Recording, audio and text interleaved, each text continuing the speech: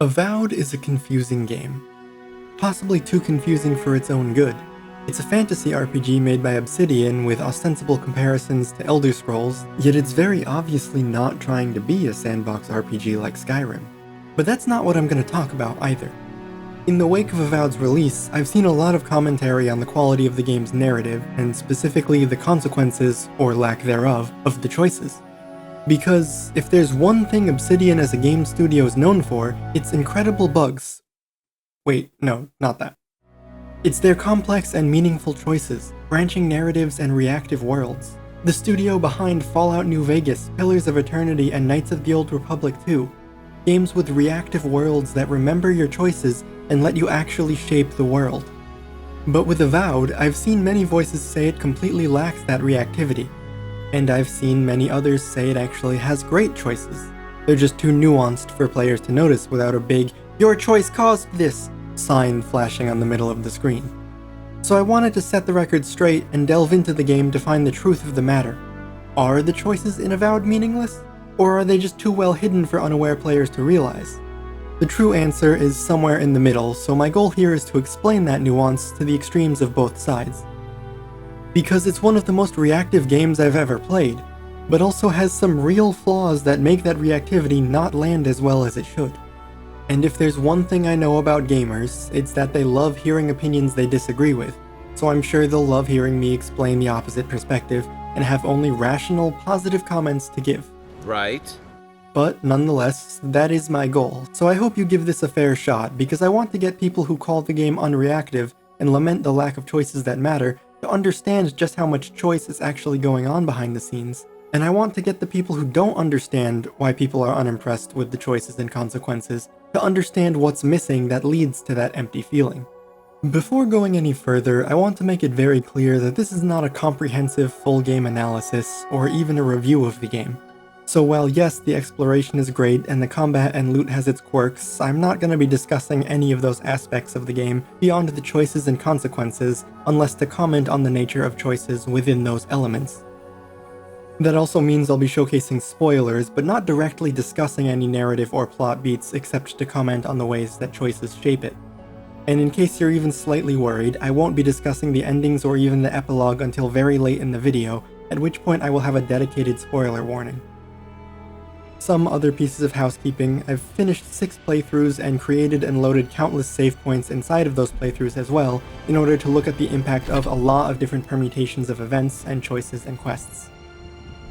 I also played on the launch version of the game in case they make any patches or changes later down the line. Now, let's get to it.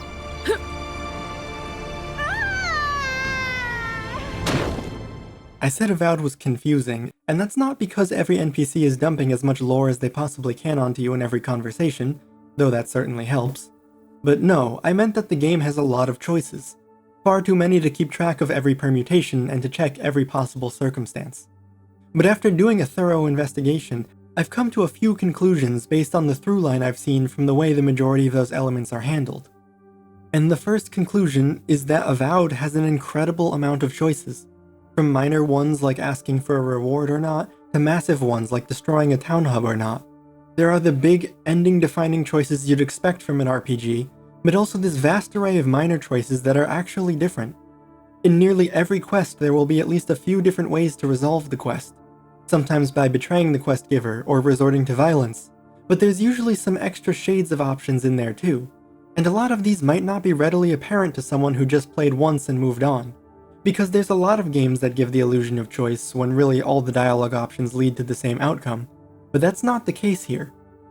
For example, in this one quest to help a couple escape to a different city, the smugglers moving them are demanding payment that they don't have.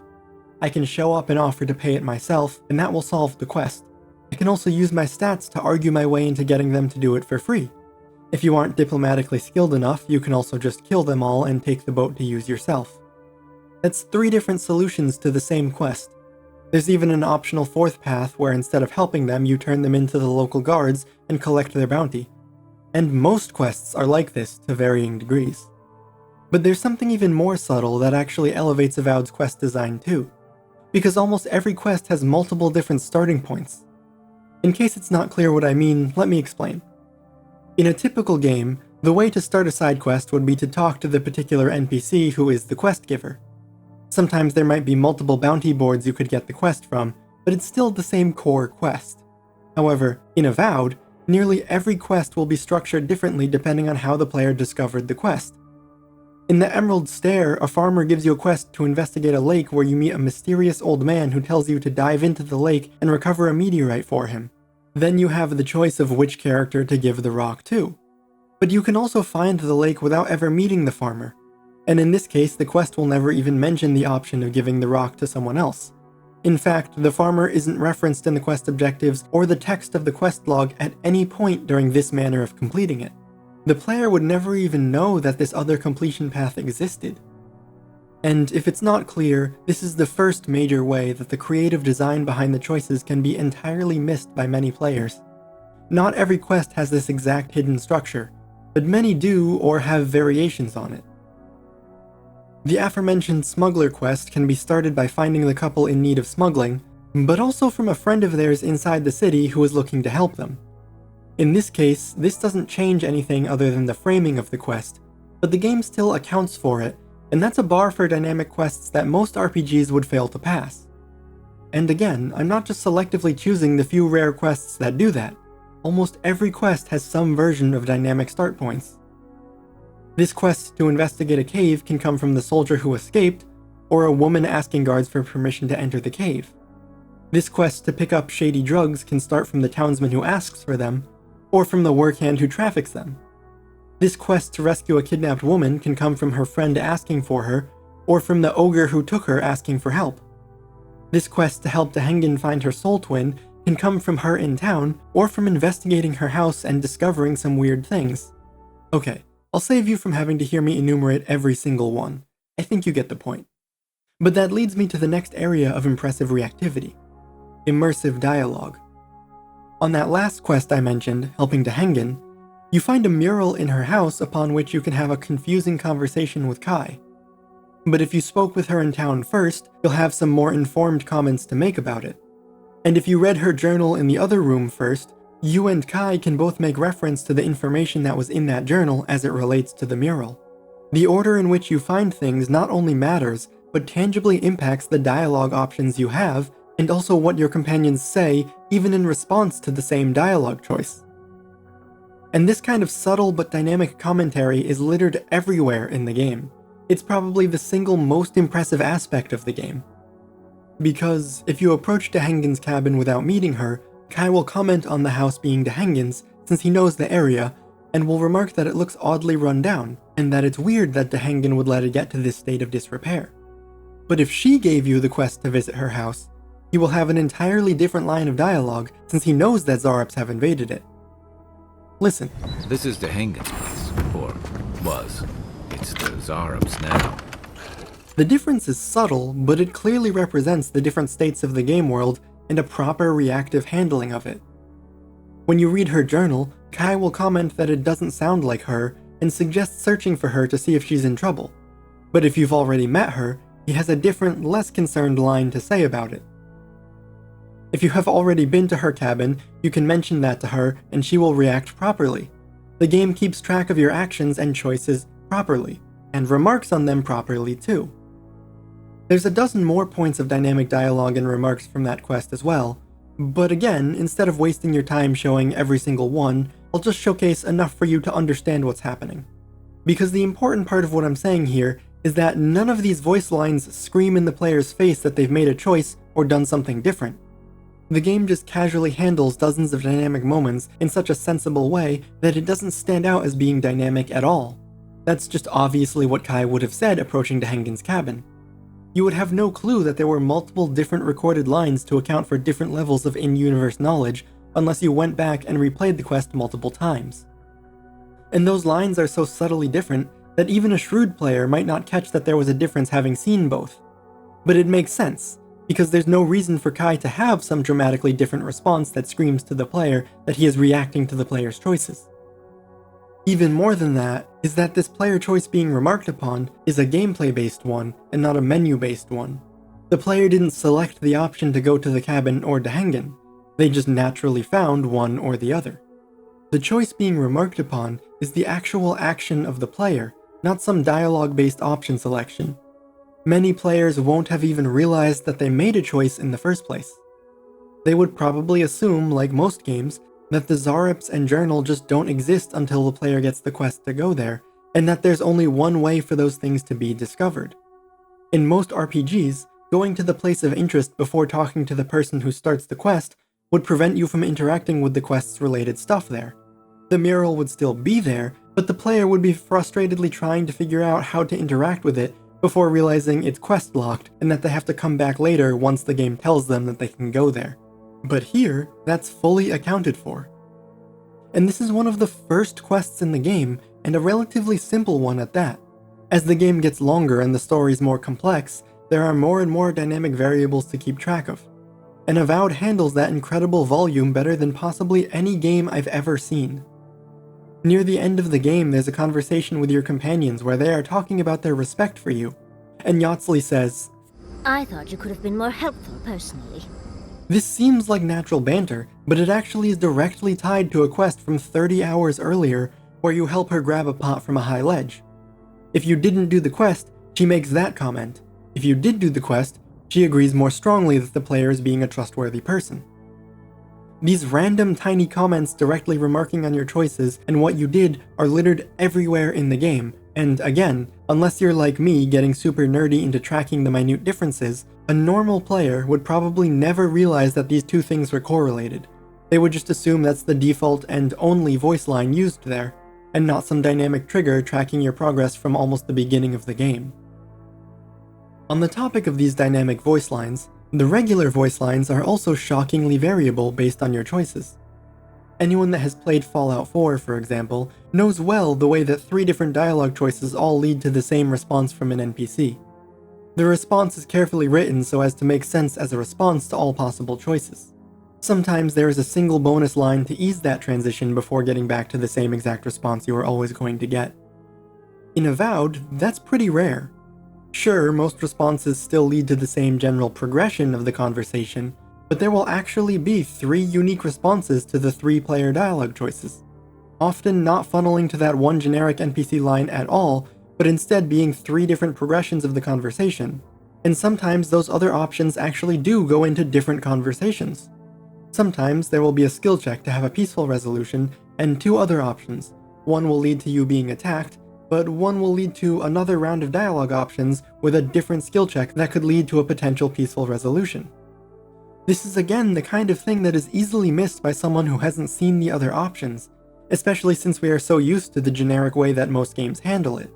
But all the extra love and care is there. This is the first time I've had more options than time in the day. After the refugee couple tells you of their situation, you can agree to help them, and she'll end the conversation with a short thank you. Thank you, Envoy. Or you can more ominously just respond with interesting, be back later. To which she'll say, Thank you? If during this conversation you choose any of the options antagonizing them, Kai will comment his disagreement with your attitude towards struggling people. If you delay on this quest and come back with companions you don't get until later in the story, they will also have comments to give during these conversations. In fact, the companions often have commentary to chime in with depending on who is with you during any given moment, and not only does this provide flavor and reaction to your choices, but it can also have gameplay impacts. Sometimes people will recognize a companion and speak directly to them, opening up extra dialogue options for the player that they wouldn't have gotten otherwise. This is yet another way in which the player might have no idea that their choice mattered, or even that they had made a choice in the first place, if they went there without the relevant companion. Entering Thirdborn with Kai provides an entirely different experience with the guards from entering without him, and a player not using him would never even have known that Kai could help them with his deep connections here. The commentary from companions is even dynamic, with them riffing off of and actually responding to each other depending on which pair is there. It's not simply each companion putting in their static one-line commenting on the thing. The companions actually respond to each other. Then there's lots of other little touches, like the manner in which you resolve a quest giving different rewards. This sailor will give you an amulet if you finish his quest, but if you get greedy and ask for a reward, he'll give you an entirely different item after expressing his distaste for your attitude. And it's not a better or worse reward either, it's an entirely different, unique item. Some quests will let you use having completed them as a form of reputation. When trying to convince a character of your intentions, you can reference the way you resolved prior quests based on what you actually did in those quests. If you saved this missing soldier, you can use that to prove your peaceful nature to a different soldier who heard about that. But if you didn't do it, or if you killed the missing soldier, you won't have that option available here. And again, a player would never even know that they're missing out on options here without going back and seeing it happen differently. The game also tries to let things exist like a real world, so it will allow you to pick up the quest flowers for this person, or the contraband for this person, before you have ever picked up the quest. And when they eventually do ask you for that thing, you have unique dialogue talking about how you already have the thing, or you already did the task. This is a more visible way of the game acknowledging your actions, but it provides that immersive reactivity that feels so good. I don't have to end a conversation and then immediately talk to them again to say I have the thing and pretend like time passed and this is a new conversation. I can just fluidly state that I already did it and move on to the next part of the quest, all without leaving the conversation. There's also a lot of flavor in these small things too. So while yes, the game's enemies and fungus-based plot might remind you of another game, I had feared I was the last of us. There's actually a lot of different flavor that helps flesh out this world into something unique. Things like being able to go back to old NPCs and talk about stuff you've done since then, having townsfolk mention and gossip about the quests you've been completing, finding journal entries and letters that explicitly change based on even minor interactions like this non-quest moment with a civilian entering the city. You can help the guard search her cart and report the explosives she's smuggling, or not. And this letter in the thief's hideout will be different depending on if she got caught or not. My personal favorite is the character Mariana, who is a traveling vendor you can meet in each of the zones. You can find her corpse and her journal in the final zone, which in its own right is a somber moment, but her journal has a massive log that talks about meeting you and reuniting in the later zones. But what if you don't meet her? Well, there's a version where that happens too, and a unique version for all the different points you could have first met her, or re-met her, or not. All of that is not only tracked, but also commented on in a proper lore-sensitive way. As far as I'm aware, there's no way to save her from her fate, but there might be, and I just couldn't find the convoluted path to achieve that, because there's so many permutations of choices in the game that it's impossible to know. And I find that infinitely compelling.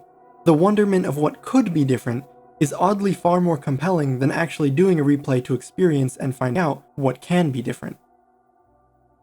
And of course, there's also a lot of role-playing flavor in your choices too. Each of the 5 character backgrounds provides frequent options to act differently in a way that reflects these backgrounds. Many RPGs will let you choose an origin and then it only matters for the 10 times in the entire game that it's remembered. But here, those options pop up in every other conversation. And they all carry a well-made and unique flavor to showcase your history and expertise. Many of them are just flavorful options, and that would already be sufficiently satisfying, but many times these options actually lead to new or different outcomes. Sometimes you can use them as a crutch to get past a skill check you might not have been able to meet, and sometimes they offer completely unique paths. In this moment, I can intimidate one of the 2 robbers by using my war hero status. Without that, I would have had to fight both of them.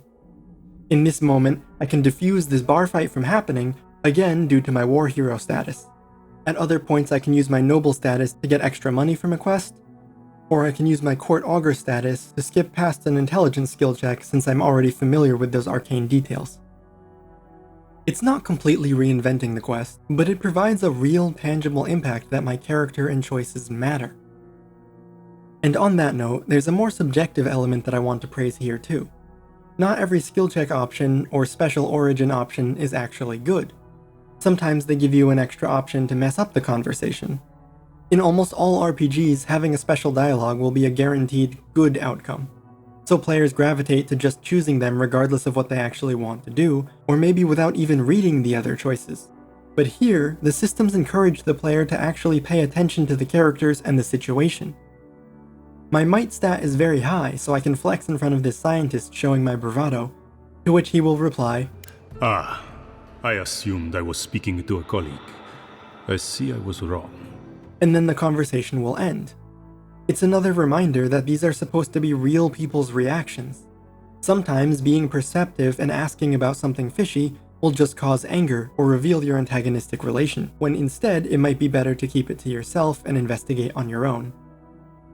And this can lead to even more quest permutations along the way, because it goes beyond just the dialogue choices. There are player choices to be made, again in a way that the player is never explicitly told that it's an option, but is nudged in that direction if they are paying attention. In this questline, where the player is tasked with reuniting a captain with his old team, you can go ask everyone to join, and they will need a bit of convincing, but you can do it. But as you do, you might notice that there's something fishy going on too. If you go back to the captain's house, you can find writings indicating that he intends to poison his old crew as revenge. This isn't ever added to the quest objectives, but it's there for the player to figure out on their own. And once you do this, well, now the options really open up. You can hide it from everyone, or you can confront the captain, or you can scheme with the crew and switch the poison cups to poison the captain. There's so many creative options to alter the outcome of this quest, and most of them are hidden behind quest objectives that the player would never even know existed if they were treating this like a checklist-style open-world game and just mindlessly completing all of the tasks. And also, on top of all of that, it further shows the reactivity that I mentioned earlier. All of these characters exist in the world, even before the quest is picked up, and each one of them will comment on having met you before if you come back later for the quest, and even comment on you having convinced or failed to convince any of the other members already too. And sometimes those quests have consequences that lead to fun follow-ups later down the line. If you convince Alawi to be a spy instead of killing or threatening her, she will give you spy knowledge in the second act. You remember that smuggling quest I described earlier? There's actually yet another hidden way to resolve it. See, if you rescue Elora in the tutorial, she will actually be there in the smuggler camps and will convince the smuggler to help you because of the way you helped her.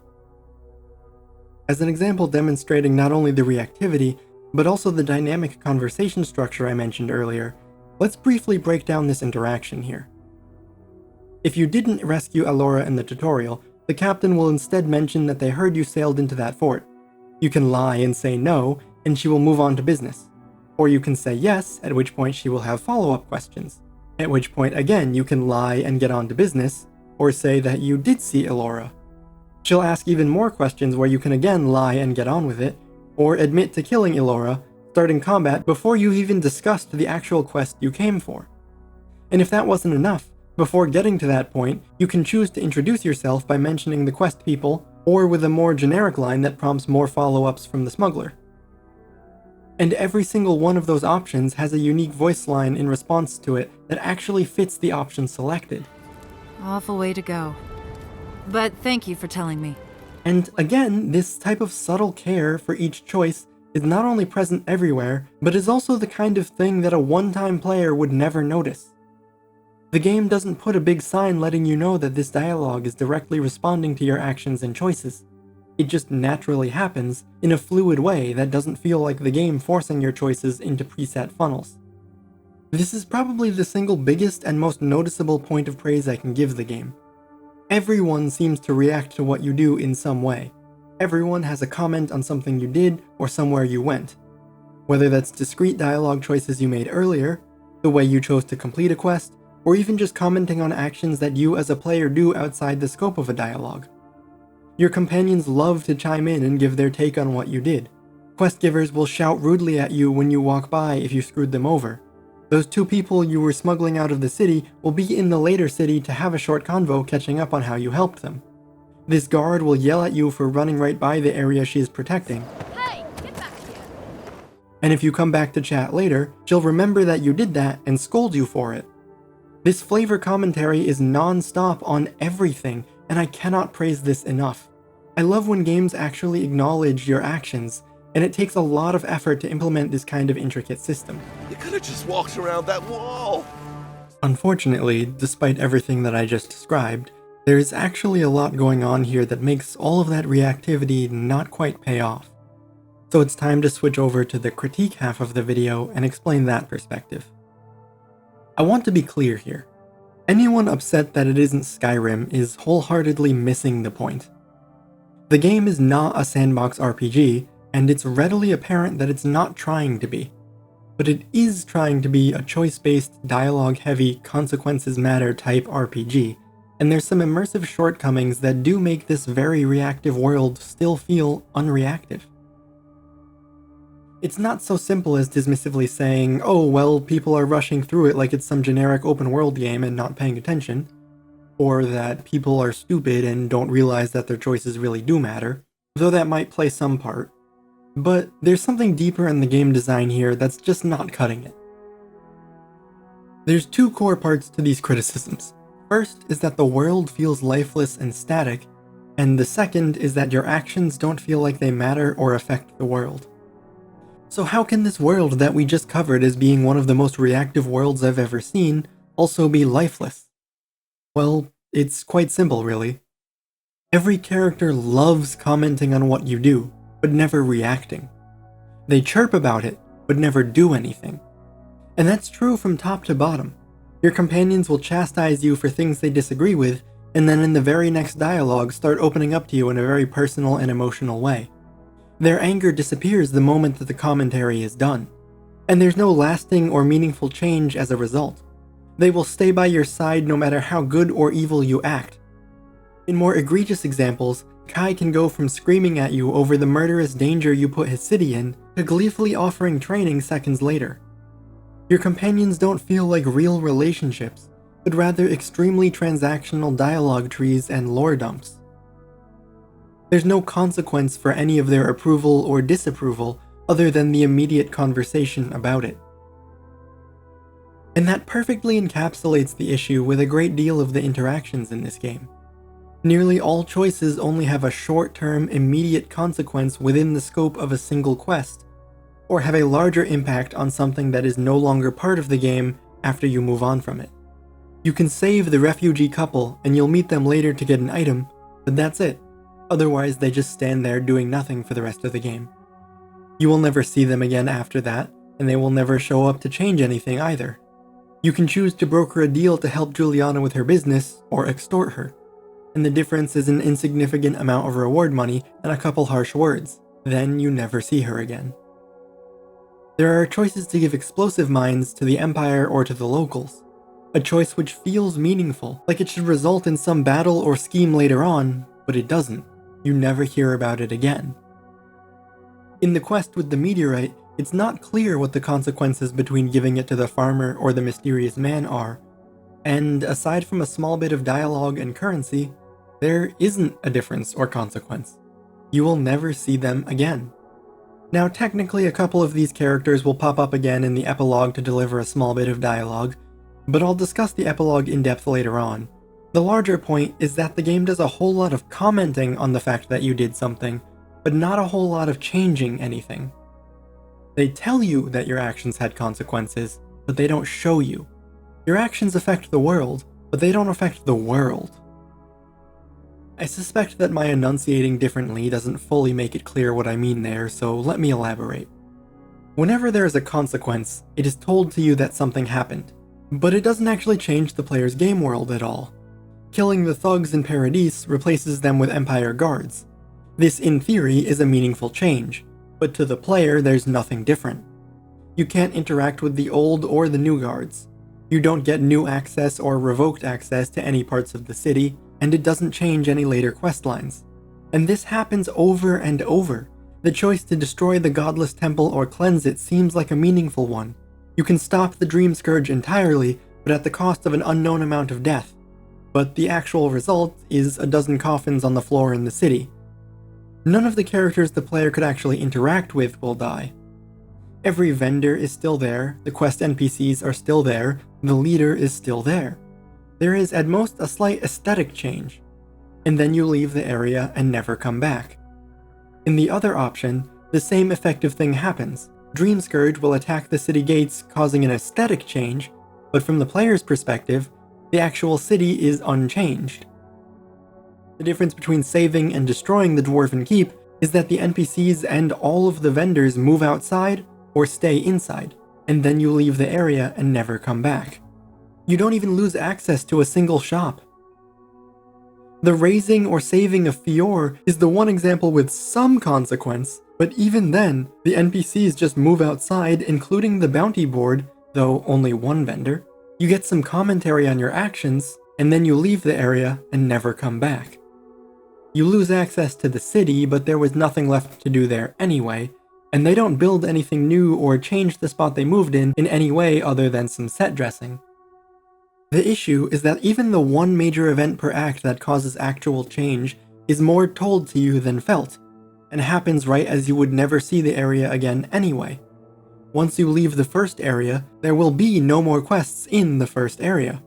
Once you leave the second area, there will be no more quests in the second area, and so on. They had to add narratively confusing quest objectives to go back and talk to the leader of the zone just to get the player to even see that there was a change, before they go on their way with it impacting nothing. There are no forward-facing consequences, only retroactive commentary. Now, there's nothing wrong with that act-based structure inherently. I personally quite like small, detailed zones over a full open world, but in a game about choices mattering, where so much of the marketing focused on having choices with real consequences, the fact that your choices only retroactively affect areas once you no longer have a reason to interact with it makes it feel like your choices don't matter. You're leaving a trail of consequences that you don't get to participate in. You are merely told that they happened and shoved into a fresh new zone unblemished by your choices. It doesn't feel real. For these consequences to matter, the player has to believe that this place is real and will exist even after the player leaves the area.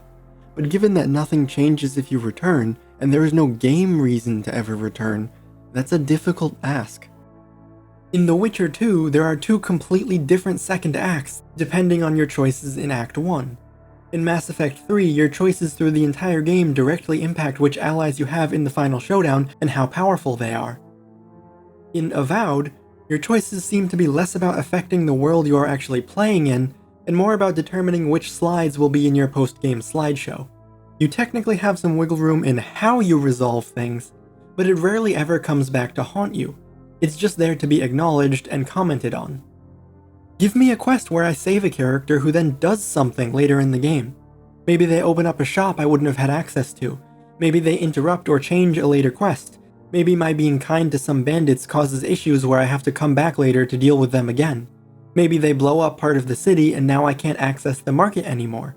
Maybe I poisoned the farms, so in the next zone, there's now a food shortage. Anything that isn't simply just waiting to be shown on a post-game slide. Even the few moments that come close to that end up being disappointing. If you recruit Alawi as a spy, she gives you the exact same information as your Imperial spy at the exact same time. The only way this could be meaningful is if you never found the first spy, but he's standing on the road next to the hub city, so I expect most players will walk down the roads, especially to get to the hub city. And even then, there's another group of smugglers that will also give you the same information if you helped them. And beyond that, one of the quest lines in the area resolves by giving you that same information.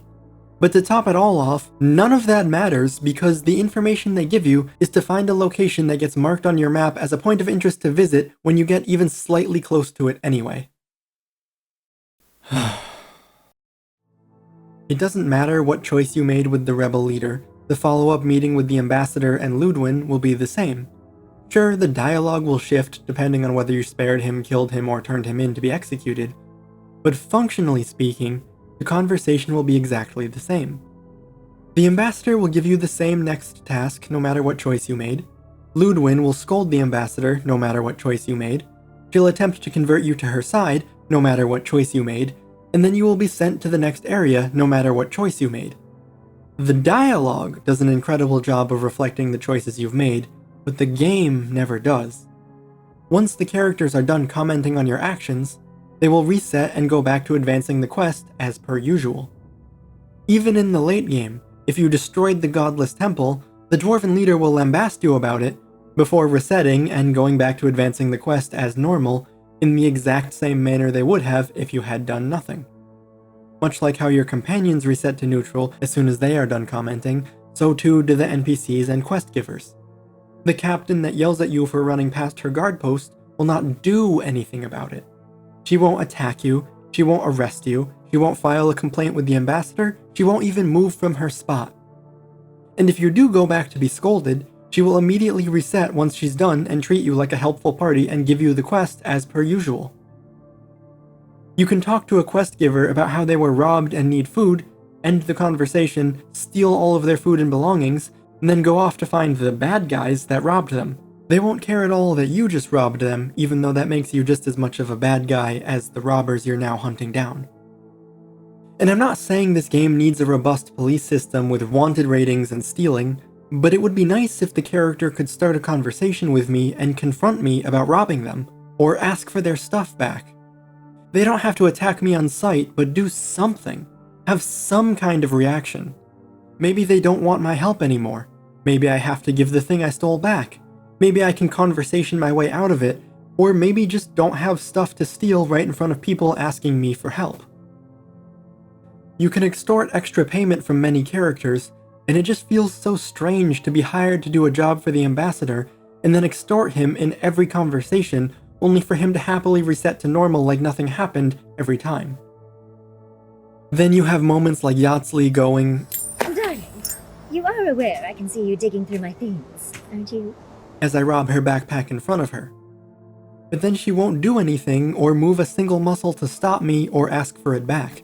It's somehow even worse for the game to acknowledge it and do nothing than if they had never commented at all. At least otherwise I could tell myself that they just didn't see it, or they don't care, or something to that effect.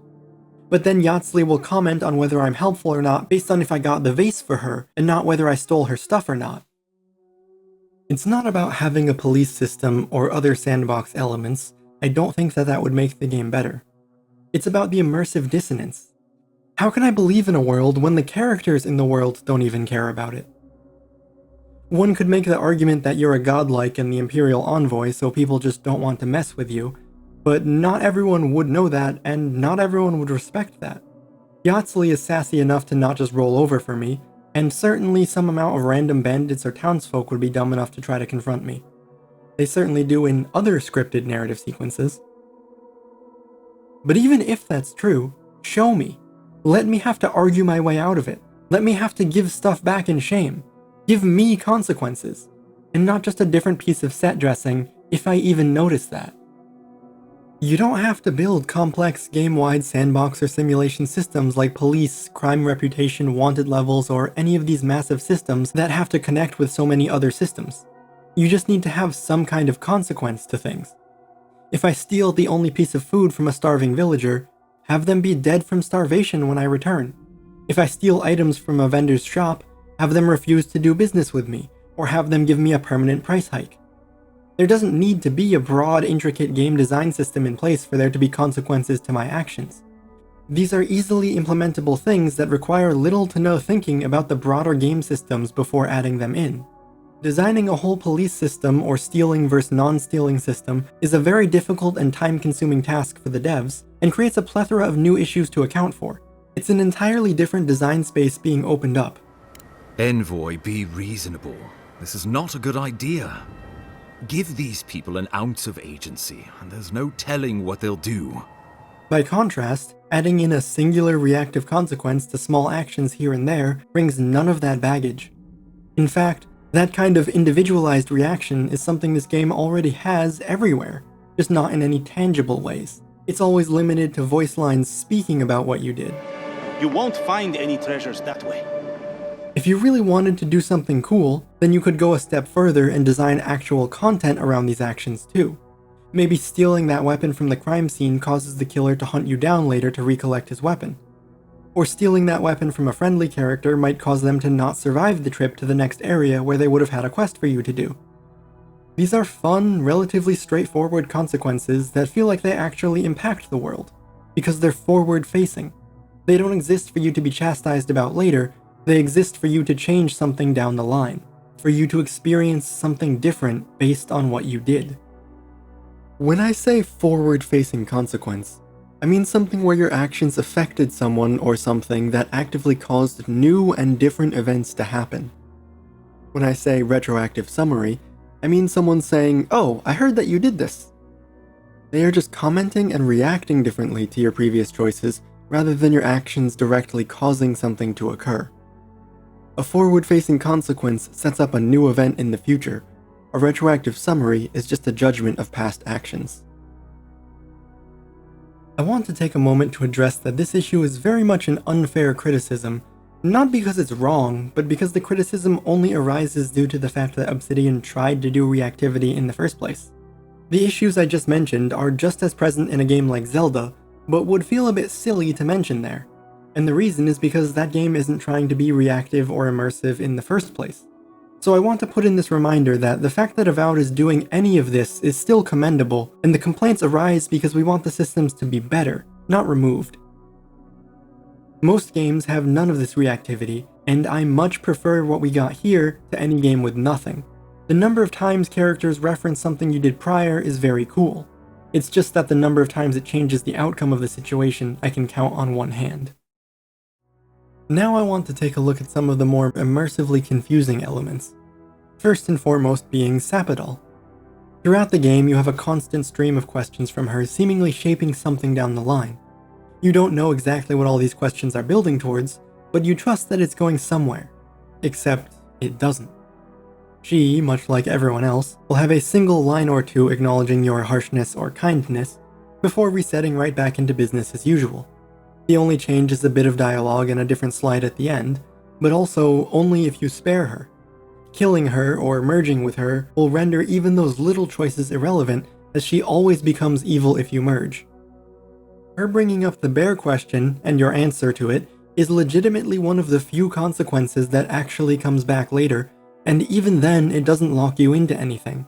You can still choose any option and argue in any direction at the end too. She will also cleanse the rot right after the bear fight regardless of whether you accept or reject her, or your answer to the bear question, which feels a bit weird. I don't understand why she would help if we say no, but that's possibly more of a narrative issue than a choice and consequence one. More in line with the choices though is the oddness of choosing your background with Inquisitor Ludwin. You can choose to be anything from a lover to a pupil to a fellow soldier, and this is a cool bit of choice as it actually does change the future interactions and dialogue with Ludwin across the entire game. That said, it's odd that the game treats your response as reality. You say lots of things and they don't magically become true once you say them, but for some reason this one does determine the reality. It's a cool choice, but it's just weird that it's not a meta-level character background selection, and instead a conversation. It reads more like your character trying to bluff about being a big deal than determining the true course of history just because you said it once to a random person. And even stranger is that if you miss the conversation, that also affects your relationship past. But this is a bit of a weird complaint to begin with. I like that they added this in, the presentation is just not great. This also feeds into the next order of business, the godless flashbacks, where again you determine the true history through dialogue options. The abstract nature of these makes me more okay with the aspect we just discussed, but instead there is now the opposite problem. These choices don't change anything. It feels like they should alter the temples, the contents of the runes, the attitude of the dead godlikes, Sapidol's behavior, or just something, but they don't. They instead get reduced down to a couple lines of flavor text that don't actually change any outcomes when speaking with the dead godlikes. This is tremendously disappointing. Just like the constant bombardment of questions from Sapidol, these feel like they're supposed to be building to something. Like the way you've chosen to shape the history of this land will be reflected in some cool way based on how the game tracks so much information, but instead the actual result doesn't even change the attitudes of the godlikes, despite you literally choosing their attitudes and motivations during these sequences.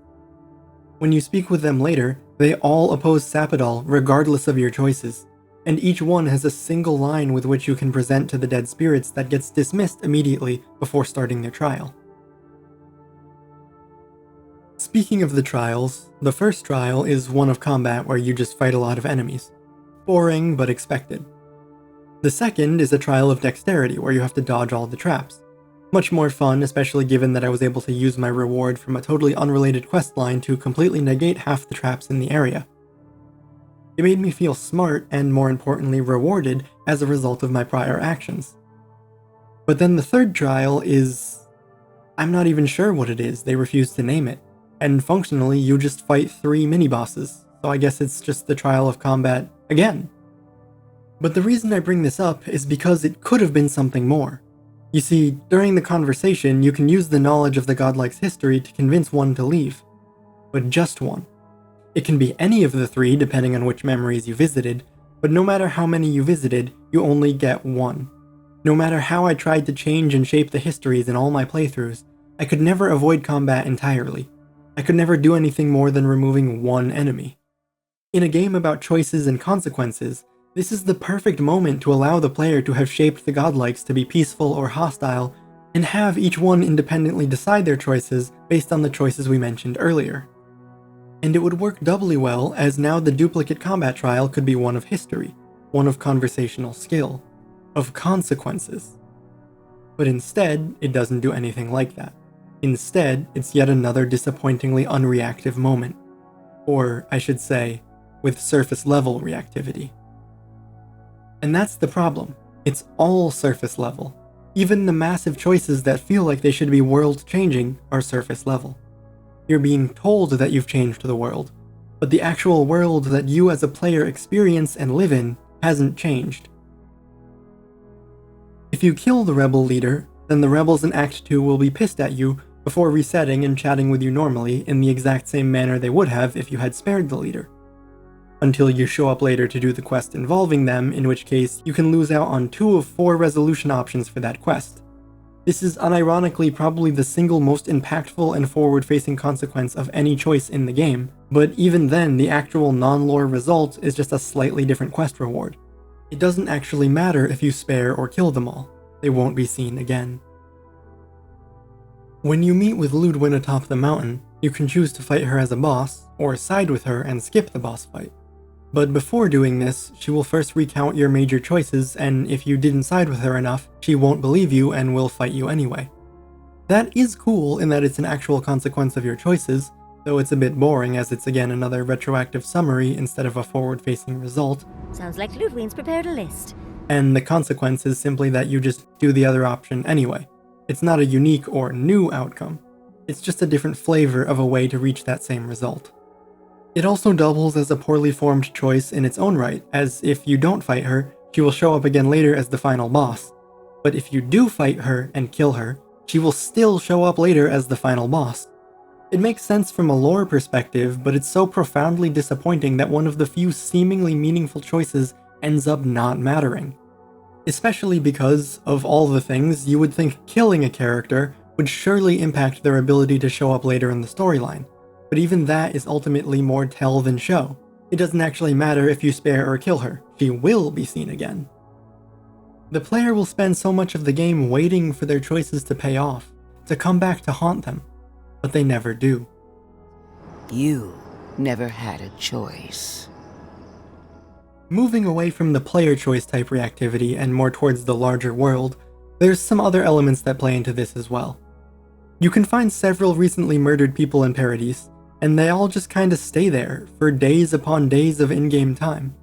One gets cleaned up eventually, while most are still just lying there even at the end of the game. It's not about expecting some kind of sandbox type game where the city lives on its own, it's about the immersive continuity of this corpse apparently being investigated in the same spot for weeks. Just despawn the event after I leave, or after a day, or after I load a different map. There's plenty of breakpoints to update this. The crime scene also hits the same note of having the guards scold you for stealing the weapons from a crime scene. Gawk at that. You, what are you doing? This is a crime scene. That's evidence. Before continuing to do nothing about it, just like everyone else in the world.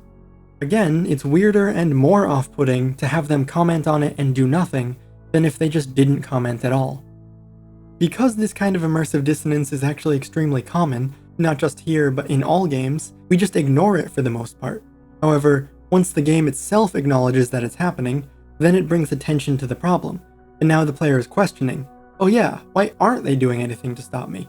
It is weird that I'm stealing all this stuff. I wrote down dozens of examples of this kind of thing, and there's hundreds more that exist, but each individual one is nitpicky. The point is not that any singular instance of this kind of thing happening ruins the game, but rather the larger picture that this is constant at every turn. Most players don't lose immersion when one tiny issue pops up, but when there's a non-stop continuation of it, eventually it becomes hard to avoid thinking about. And the more you think about it, the harder it is to get immersed again. For example, the game makes a point of not having respawning enemies. So this led to a very cool moment where I killed some people, and later returned to that spot and saw dead spirits haunting it. The people I killed returned as new enemies. That's a neat bit of world building and consequence. Except, it might have been a bug, and I'm applying authorial intent where there is none. Because earlier in the game, I killed a named bounty enemy, and then later returned to find him respawned and back again.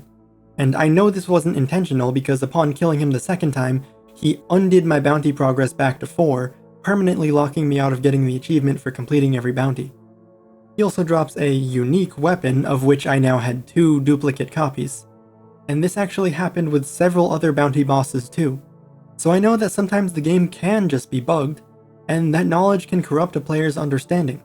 Because now when I go back to that location where I killed people, and later undead spirits are haunting the spot, I don't know if that's the game having a cool reaction and consequence to my actions, or if the game is just bugging out. And I say this because I want to provide the important caveat that I have no clue how much the lack of reactivity is coming from the game bugging out and not giving me the proper consequence to my actions, or otherwise incorrectly remembering what my choices were, or what the world state was. For example, in my first playthrough, I united Dahengen with her Zareb lover, and then never saw them again. 5 playthroughs later, I noticed that they were at my camp in the epilogue. I united them in half of my playthroughs, yet only in 1 did they properly show up again. I even went back and reloaded the older files to confirm that I didn't miss them. They actually weren't there when they were supposed to be. You can understand my confusion. There's no way of knowing what other consequences were supposed to happen but didn't, and thus I judged as a lack of reactivity when really it was just a bug. Maybe those dead bodies are supposed to go away after 1 visit, but the game just failed to update it dozens of times. Maybe that guard is supposed to attack me for disobeying, but the game just bugged out. I'm fairly confident that these specific examples weren't bugs, but hopefully you understand the ambiguity I'm describing. I should also take this time to mention that I'm very aware that there are minor exceptions to many of the points I've made, however, their existence does not dispute the larger point. Rather than double the length of the video by addressing every single one, I'm just mentioning it here. The broader point is still true even if there's one niche time where it worked differently, though I'm sure people will still leave comments mentioning that one insignificant time that my statement wasn't true, as if that somehow disputes it. Now that I've called them out, at least I and everyone who actually watched the video will get a good chuckle about seeing how dumb they look. Come on, it's funny. In a moment, I'm going to move on to the epilogue and endings, which have both positive and negative elements, but first I want to address some of the less narrative and more gameplay level choices. And I mean more than just the lack of choice to bind jump and dodge to different buttons. The skill tree has far more options to get than you have skill points to spend, and this actually does a wonderful job of fostering that feeling of your choices mattering. You can't be a master of all trades. You have to creatively figure out which ones you want your character to focus on. There's a few too many that are just percent number increases instead of unique effects, or reused active abilities of which it feels clunky to ever really use more than 4. However, there's still a good amount of cool options too. In line with that, I really love the way that your choices with Sappadal will directly shape which godlike powers you get. However, the unfortunate and disappointing downside to that system is that all but the final choice end up being either getting a Sappadal themed power or getting a generic skill point to use anywhere. It's fun to get the unique power, it's not fun to get a generic skill point. It makes sense from a narrative perspective, I suppose, but when the game starts by telling you that your godlike powers will be different based on your choices, this is a letdown. You don't actually get a choice in what powers you get the option to not get a power. It's another system that feels like it should matter or tie into something greater, but ends up being a disappointingly uninteractive system. It's fun and rewarding to have skills unlock based on the choices you make in the game. It's not so fun when those choices are get a power or not. Your choices aren't actually creating anything unique. Weapon enhancements also require the player to choose one of 2 bonuses, which is a cool way to give the players a real choice into how their weapon works. However, there's only one single choice per weapon, so it's exceptionally limited, especially because you will probably only use 1 or 2 weapons the whole game, so that system will be boiled down to you making one choice at the beginning of the game and then upgrading your weapons for the rest of it. But the fundamental structure is perfect, they just needed to do more. In the first area, lockpicks are very limited, causing the player to have to make the deliberate choice to spend their lockpicks now and risk running out, or to save them for something later and skip the current chest. It's a fairly basic but compelling gameplay choice that you would see in a lot of games. However, after the first act, vendors sell excessively large amounts and the player never needs to think about it again. As a gameplay mechanic, if you always have enough lockpicks to unlock everything, what's the point of lockpicks existing at all? It's not a mechanic anymore if you never have to interact with it. The entire point of the mechanic is to sometimes prevent the player from getting everything. Otherwise, there is no longer any actual consequence. It's just there to provide the illusion of making a choice. Or maybe they thought some players would enjoy having to wait a little bit longer before the chest opens. For fuck's sake, can we move this along? I don't have all day. I suspect this one may be divisive, but the way in which Yatsley's illusion reveal is made sort of removes choice from the player. Unless you want to always miss out on those options, the player is now required to use one of their 2 slots on Yatsley. I would be more forgiving of this if it were always generic loot chests hidden, but in at least some examples, she is required for core things like totem upgrades. You could technically fast travel to camp and right back if you wanted to just swap her on demand, but given how annoying that process is, I can't imagine that it was the devs' intended way to play. So in practice, it's now creating boring choices from even your companion selection. I mentioned that the companion dialogue plays off each other, but there are still plenty of moments where they do just say pre-canned lines in isolation. It's even more off-putting because they stop looking where they were looking to turn and face not the player or the character they were speaking to, but the camera to say their lines. It feels uncannily fourth wall breaking. I think this is very forgivable personally, but I wanted to at least note it. The game does an incredible job of letting everything exist in the world before you have the quest for it, like telling the quest giver that you already gathered his necklaces for him, or telling her that you already met the couple asking to be smuggled out of the city. A lot of games have the immersion breaking system where quest-related places, objects, or NPCs don't actually spawn until you have the quest and the game is ready for you to interact with them. And that results in you weirdly running back to the bandit camp you already cleared to pick up the stolen item that wasn't there until now for some reason, even though all the bandits are dead and no one's in the camp. Or you find a cool area that you can't seem to do anything with because you actually need to have the quest that sends you there, even though nothing actually changes about the world that would explain why suddenly now the location is interactable. So having Avowed handle those situations is a really cool immersive feat. The flip side, however, is that the game doesn't handle the reverse well. The player has no reason to care about this box specifically, or any of the other boxes, except that the game knows that later on, Juliana will send you to collect box number 67, so it lets you pick it up in advance. In this instance, it actually does make sense for the player to not be able to loot the thing until the quest shows up, because the player would logically not care about this one crate in particular, or otherwise the player should be able to loot every single other box in the cargo manifest too. There's a plethora of other moments like this too, and it's just a bit weird that they were aware of the problem enough to handle one half of it super well, but constantly messed up the other half of the problem. It makes the world feel just as fake as other RPGs, but now for the opposite reason. Playing off of that one, there's a similar issue in that despite many quests having multiple start points, sometimes they don't start from points that should start the quest. You can find the legal document that the refugee couple needs on this guy's corpse even before finding them or starting the quest, which itself is another weird moment of dissonance. Why am I taking this legal document off of a dead guy? What purpose does my character have for wanting this otherwise useless document?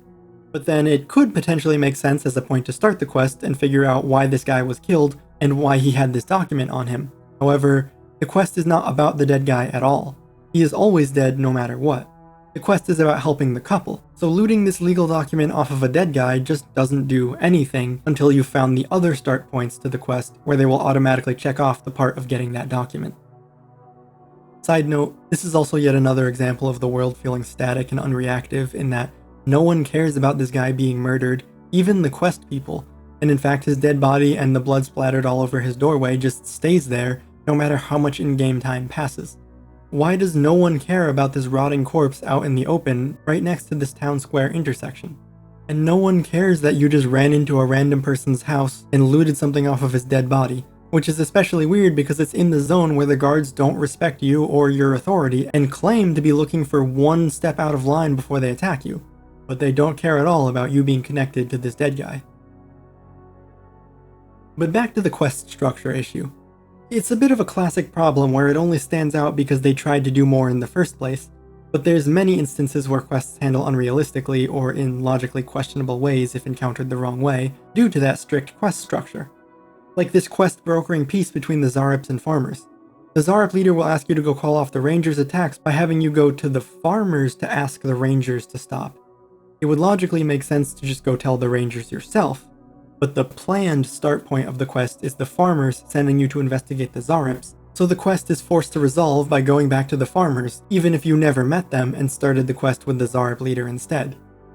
These are instances where the game failed to properly handle or account for your choices, and they stand out more due to how smoothly it works when things are handled properly.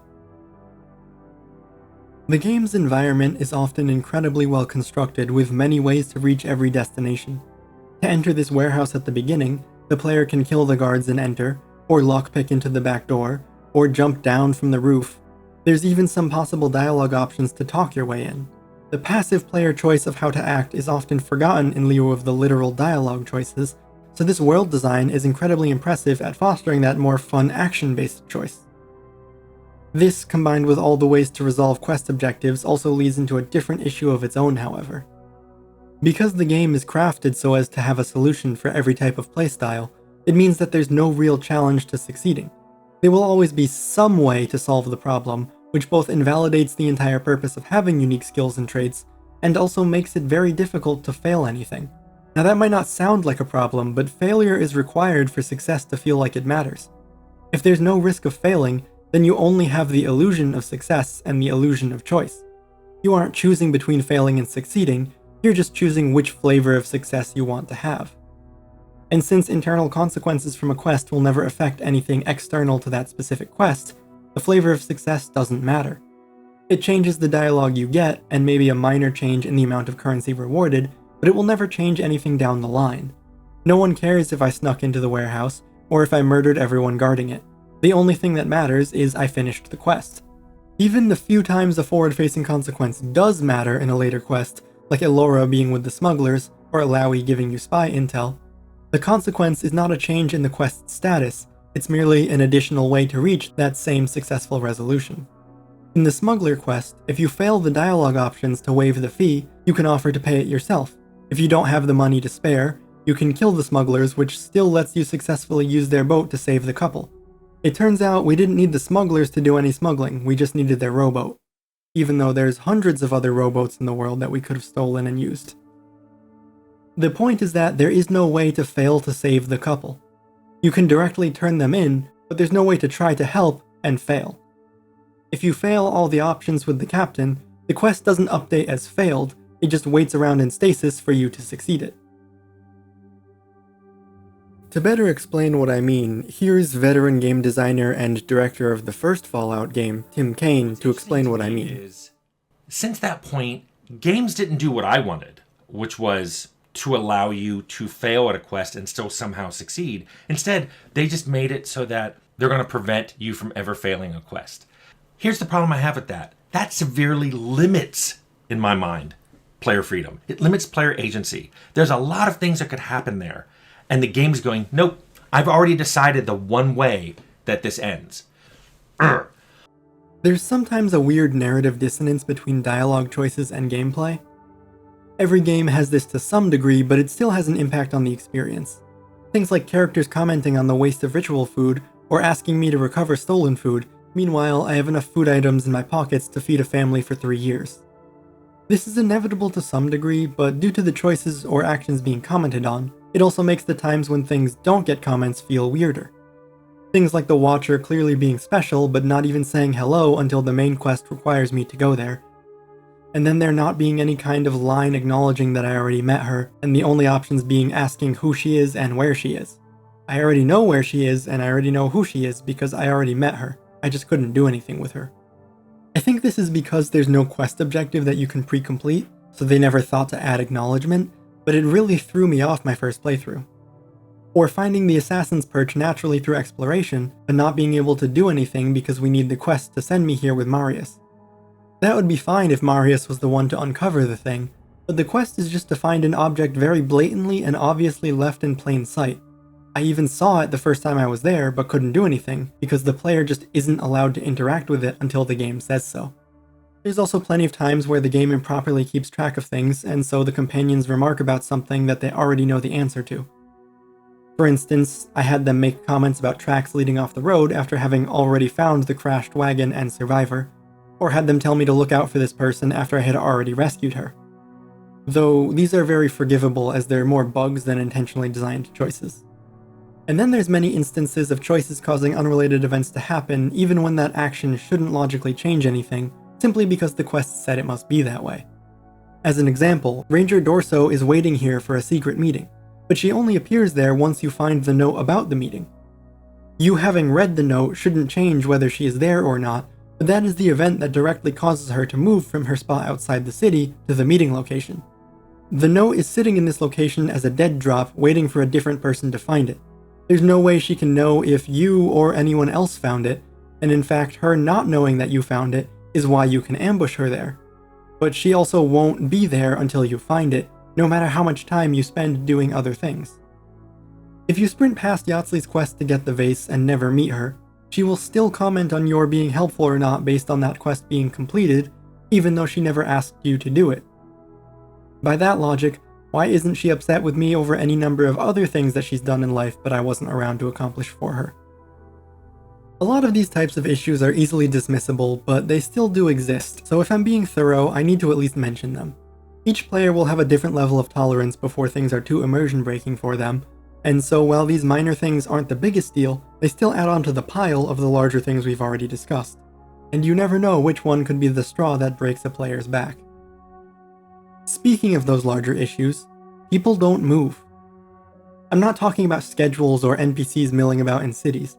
I mean specifically that there are so many times where, upon finishing a quest, the people involved just stand there for the rest of the game.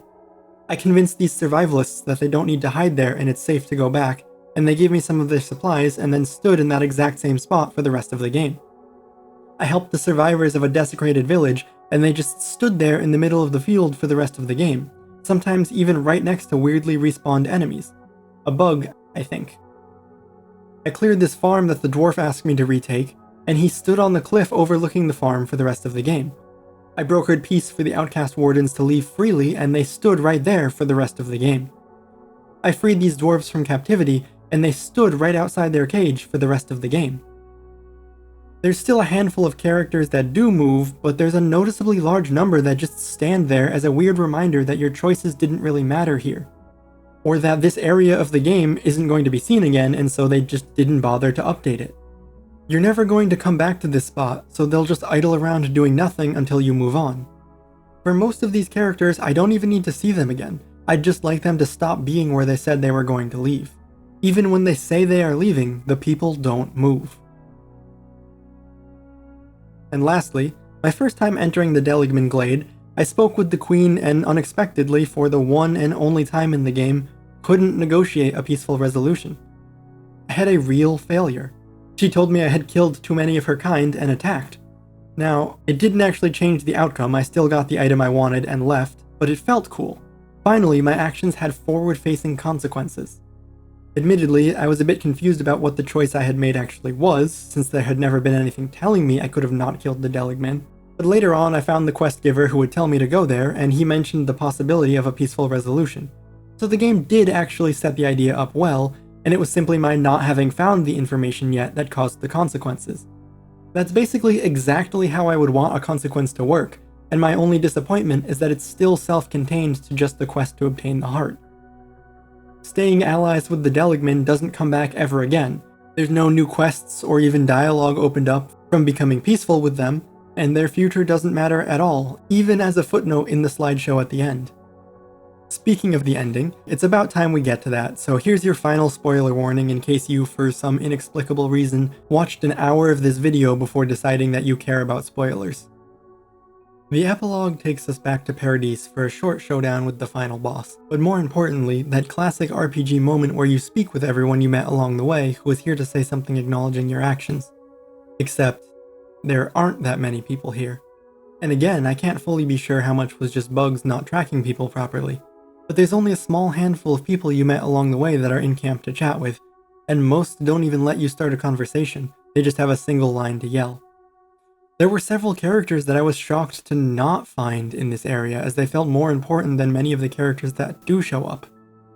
I've played plenty of games that are far less focused on choices mattering that have more resolution from the people you met along the way here. So for a game that tracked so many actions down to even innocuous details, this felt oddly unreactive in all 6 of my playthroughs, no matter what choices I made or didn't make. I was never able to fill up the camp with more than a person or two from each area. The people that do reflect your actions well are the leaders in the final council. Depending on your choices, either Castalla or Mihala will be present, either Vidaro or Quilici, and either Temeretti or Rutasca. These are all directly reflecting the binary choice you made at the end of each act, and while I would argue that it doesn't necessarily make narrative sense, it does provide actual consequences to your choices. Still, I do think the world has been irrevocably, if minimally, changed by your actions. And each brings a different personality and opinion to the final discussion. Should you ask the group to vote on what they think is best, you will have a different ending depending on which combination are present. It's a quite clever and fun way to shape the ending you earned as a direct result of your actions. Unfortunately, them voting is not how your ending is decided unless you specifically ask them to vote. You actually have the direct authority to choose whatever future for the living lands you want, regardless of the leader's opinions, directly subverting any consequence from your actions. Instead of the ending being a forward-facing consequence of your actions over the course of the game, you just choose which one you want right at the end. The flavor of the conversation will change, but the result is always whatever you say goes, which is the exact recurring problem that has hounded the entire game up until this point. Everyone seems to be incapable of making their own choices or doing anything. You get to do things and make choices, and then everyone else just respects that, even if it makes no sense. Who acts, and whom is acted upon? From Ludwin having the same effective conversation with you regardless of your treatment of the rebel leader, to Castalla putting the entire future of Solace Keep in your hands even if he has no idea who you are and just met you, to you robbing everyone blind right in front of them, to your companions' endings being determined by you making a single choice telling them which future they should pursue, which yet again the game comments on as if to make a self-aware joke about how ridiculous that would be. Oh, darling, don't you know that I'll do what I want no matter what anyone thinks? And then just allows that to happen anyway. If you're going to be unreactive, don't make an intentional show of it as you do. Just let me do it without having to think about it too hard. Even the main villain of the game is constantly asking for my permission to do things. This is why the world feels static. This is why people say the world doesn't feel alive. Because everything in the world exists only for you to do something with it. Because even the leaders of every part of the world are asking you for permission to do things. Even the ancient beings that existed long before you are waiting around for you to tell them what to do. And when you do make those choices, they will all agree or disagree vocally, and then just follow along with your actions as if they were the law. If you tell Ludwin you aren't doing her plan, she doesn't try to stop you, try to go forward with her own plan, or resist in any way. She stands to the side and allows you to do your thing. If you tell Mihala that you blew up her ancestral home, she says, "Oh well," and passes the torch to the next leader. And so of course, even in the finale of the game, where there's no game left to worry about having to implement consequences to your choices, the game still rests on its laurels and has every leader bow down to accept whatever future you decide for the living lands. I wish that all of you had a better ending. Now there's actually one very cool exception to this, in that if you choose to merge with Sapidal, she will not let you say dialogue options she disagrees with. You won't even realize until you try to say them and Sapidal steps in to let you know you have no more control. It's a very cool subversion of the unlimited power that you've had the entire game, with someone finally actually trying to stop you instead of just commenting negatively. It only happens once there's basically no consequences left to have, but it would be dishonest to not praise it for even its limited implementation.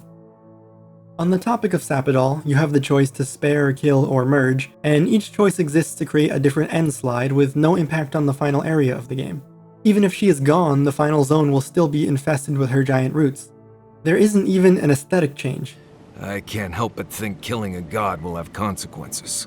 This being a small final sequence means it's the perfect time to finally show some consequence to your choices. And even that bar isn't met. They couldn't even design a different version of this 4-room hallway to reflect your choices. The final zone feels like Sapidal is rampaging through it even if she's dead, and even if she's freed and peacefully reformed. The leaders and companions have 95% identical dialogue responses to your handling of Sapidal, and again, it changes none of their actions. Whether you murdered their island's god in cold blood, or set her loose on a path of vengeance, they will make some light comments about it before giving you the exact same choices as to which ending you want. Even the few NPCs that show up do little more than remind you of how these quests that seemed important never actually came back to matter. Instead of your choice on how to handle the explosive mine coming back to give you explosive supplies in the final assault, or to have explosives being used against you, there's just the guard to let you know he's upset or happy about your choice. Instead of these characters you saved showing up to impact the fight in any way, they are just sitting injured on the sidelines waiting to thank you for that thing you did. It's not completely like this. Saving the ogre will have him join you for the first set of fights, and helping Juliana will have her give you a key to a secret path which has just as many enemies as the normal path. Not that I'm bitter. Weirdly, the biggest actual change possible in this section is, again, not a choice you made prior, but a choice you make in the middle of it.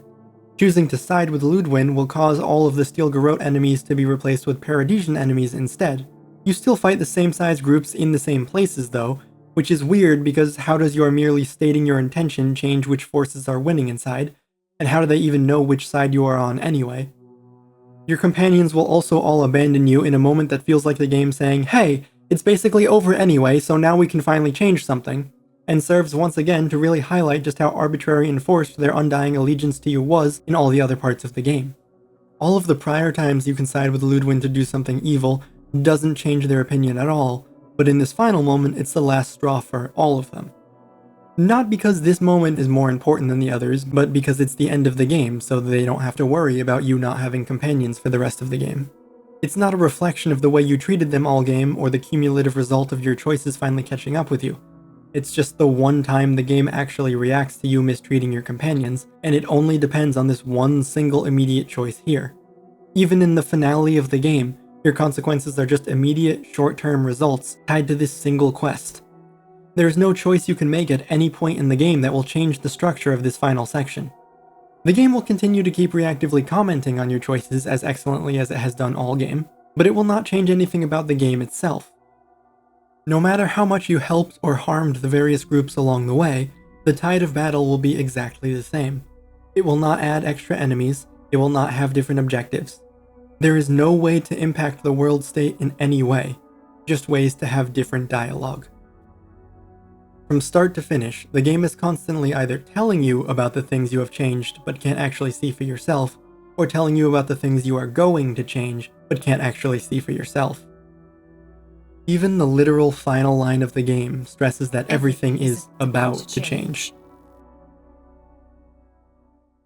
I realize that by ending on my harshest critiques, many people might walk away from this video thinking I hate the game or that the game was terrible, but neither of those are true. I quite enjoyed my time with Avowed, and despite its failings, there's a lot to love. Many of the aspects beyond the choices are still quite fun. The exploration is top tier, many individual parts of the narrative are quite powerful, and like I detailed in the first half, the game is one of, if not the best game at actually tracking and commenting on your actions. It's also true that Avowed suffers from its own success here.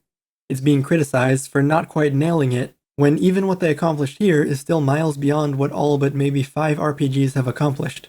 Most games don't even attempt to do any kind of reactivity, so I will always encourage more games to try and fail on this kind of design than to just not try at all, and deliver something generic like 99% of other games.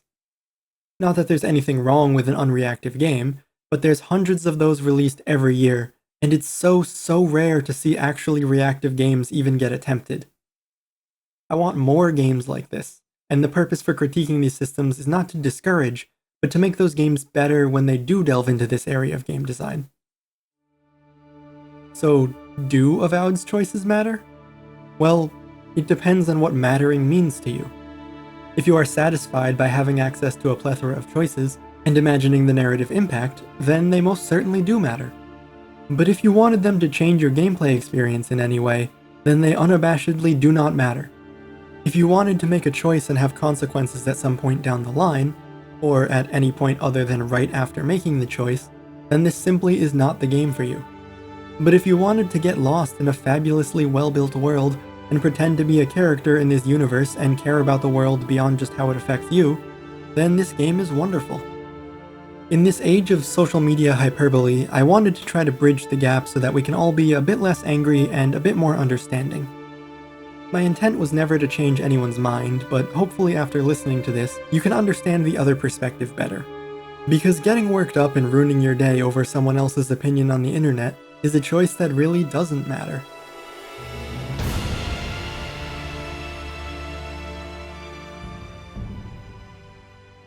Hey everyone, thanks for watching. If you enjoyed this video, you might like my previous video where I discuss player agency in video games and the cool hidden ways that devs can handle that agency. Also, this is the part where I sell out and ask you to like and subscribe. It helps me be able to spend more time making thoughtful videos like these.